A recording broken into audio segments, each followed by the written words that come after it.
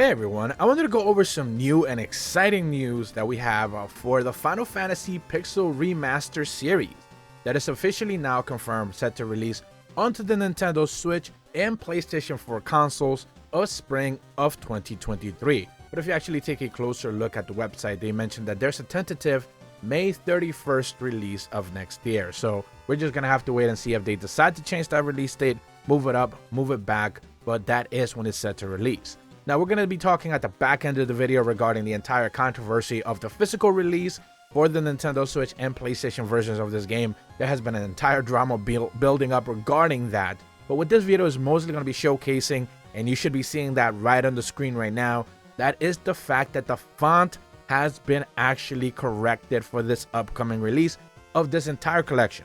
All 6 games, 1 through 6 Final Fantasy Pixel Remasters, will have updated fonts, UI changes, and stuff like that. Presumably that is not some of the only changes. The RPG site also mentioned a couple of other changes making their way as well. So of course, more is to be expected. But officially this information is coming to us. The images that I'm presenting you from come directly from the official Japanese blog from the Nintendo website.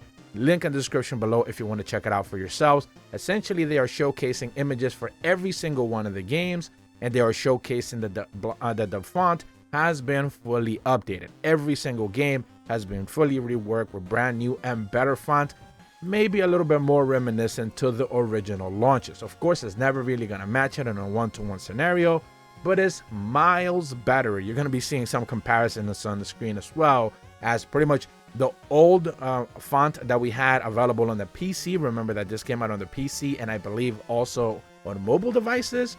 But now, of course, the release for PlayStation and the Nintendo Switch is going to be featuring brand new fonts. And this is something that has been a little bit of a sticking point for a lot of people. They just demanded brand new fonts. They demanded something more akin, closer to the originals. And of course, finally, we have confirmation and of course, first visual proof that this is going to be happening. So once again, this is officially coming from Nintendo. Images fed directly from Square Enix. So of course, this is pretty much what the font is going to look. Now, this is a Japanese version of the release, so we don't have an English comparison set of images, but presumably those are going to drop soon after. Now, one of the things that I do certainly want to touch upon very quickly is the physical release of this game. So officially, pretty much if you want to pick this game up, or you had the chance to be able to pick this up pretty much in the middle of the night, the Final Fantasy 1 through 6 Pixel Remaster 35th Anniversary Edition is available. That's still available in stores. There's going to be like a collector's edition with anniversary Vox, vinyl record set, pixel art book, pixel figurines, a sleeve, a collector's box, all of that. You know, all the goodies you get. It's almost $260 plus like $30 shipping. We're going to be talking about the shipping on the official Square Enix page in just a second, because that's robbery. Like, no one should be charging you $30 for shipping at this day and age. It's just, no one is charging you $30. The post office isn't going to charge you $30, and they're probably the most expensive outlet right now to be able to ship things. So, you know, that's just highway robbery that Square Enix is trying to pull. The more interesting and probably the more egregious fact is the fact that the standard edition for the physical release of this Final Fantasy 1 through 6 collection is going to cost you either on the Nintendo Switch or PlayStation 4. It doesn't really matter which one. $75. There's a $74.99 price tag on this release for physical goodies, the physical version of it. And on top of that, they're charging you like $24 for shipping, which is just, again, insane. They're charging like overnight another $33. So ultimately, I had to end up paying somewhere around $105 to be able to get a physical version of this game whenever it drops, presumably mid to late next year. If you want to have a physical version, of course, I'm a collector, therefore I'm willing to pay the price for it. But this is just insane. The fact that they're charging you not just $75 for all games, which I've seen some people suggest as they compare it to the Steam release. I believe every game sells somewhere around like $19.99, but if you buy all 6 together, you get some sort of discount. So the price ends up being like $73, $74, $75. So in that sense, if you buy like with the discount on Steam, I guess it's comparatively, you know, equal. But remember, on Steam, you always get discounts. Steam games are end up being sold for like $1, you know, or like on the Nintendo Switch and PlayStation, they're more beholden to, you know, Nintendo prices or like whatever Nintendo tax they want to add. PlayStation is no different in that regard.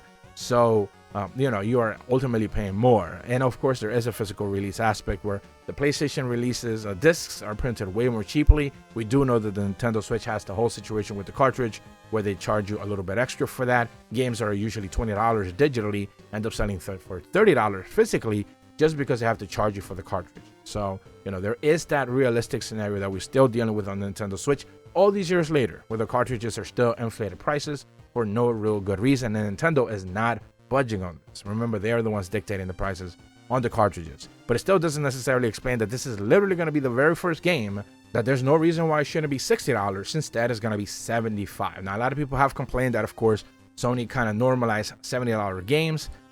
There was a recent article as well that Xbox is going to be raising games, the prices for first-party games, as well as $70 for like Series X, Series S. And now we're starting to see this on the Nintendo Switch. Maybe this is the first one of many. I don't necessarily think that would be the case, but man, it's just kind of hard to digest. And on top of that, like I said, the shipping cost is just insane. The fact that Square Enix is trying to get away with, $20 plus, $30 plus for a collector's box, shipping cost is just, unacceptable. But at the end of the day, if you are considering picking up this digitally, you don't necessarily care about any physical goodies or anything like that, at the very least, you should be able to now know that the font has been fixed. This is one of the biggest sticking points for this game. I know there's like pixel perfect artists and people who complain about pixel rendering having like emulation not necessarily being perfect and all that. That's always going to be a sticking point for some as well. I think most people are going to be relatively happy with the way that these games look. Again, these are just classics. They should be on every console. There's no real reason why we have to be waiting so long for these games to become available for current gen consoles, but yeah, here we are. We had to wait through the entire reveal. I remember maybe it was the Game Awards a few years back when they confirmed it, or maybe it was some Summer Game Fest, whatever it was, and they announced that it was like coming to mobile and PC, and it's like everyone was just like, why the hell are you doing that? Who the hell is going to buy this on mobile? And I guess some people did, but not enough to discourage Square Enix to eventually, of course, make this available now on the Nintendo Switch and PlayStation consoles. Xbox players are still once again getting screwed because they are not going to get this unless, of course, Game Pass comes to the rescue and they end up making this a Game Pass available bundle. So then if you have Game Pass, good for you. Obviously, Xbox is making massive moves for Game Pass, but we don't have any confirmation, much less inklings that you're pointing us in the right direction, that we are going to be able to get this on Game Pass anytime soon. But that's about all the information that I have for you guys today. Certainly wanted to showcase the brand new fonts, the brand new changes there for this collection. I'm very excited to get my hands at the very least on the physical release, and hopefully you guys are as well. If you are brand new to my channel, be sure to leave a like and subscribe, hit the bell to receive notifications when the videos go up, and as always, thank you so much for watching. See ya.